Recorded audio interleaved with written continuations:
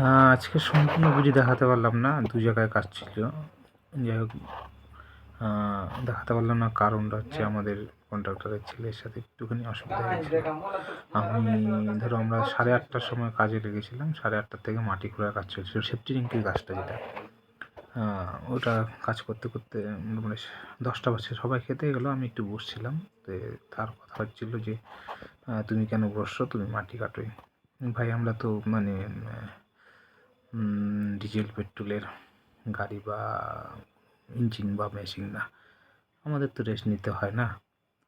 ওই বলছিল কেন বসে আছো, কাজ করো, যা তো জানোই তো ইমার্জেন্সি কাজটা করতে হবে তোমাকে, তাড়াতাড়ি করো। সবাই খেতে গেছে, ভাই আমি একা কী করে করবো, আমি তো এতক্ষণ মাটি কাটছিলাম, আমি খাবো না, আমি বসলাম।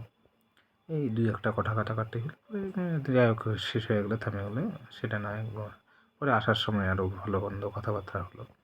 তো কাজ করার সময় যখন কথা কাটাকাটি হচ্ছিলো, তখন ভাবছিলাম যে চলেই যাবো ভাই, থাকবো না, আর ভালো লাগে না, কী করবো থেকে এখানে, এরকম বুঝে না যে তার সাথে থাকা যায় না।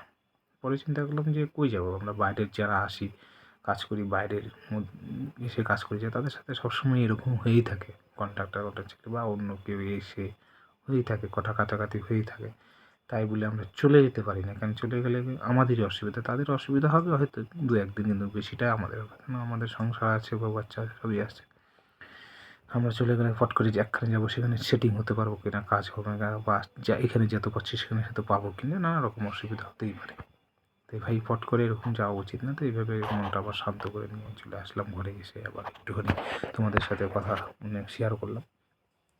যে অনেক কথাই আছে, সেটা আরও শেয়ার করবো। এখন থেকে ভাবছি যে ভিডিও যেটা করবো সাইডে, প্রতিদিনের কাজের ভিডিও প্রতিদিনই আমি ছাড়ি।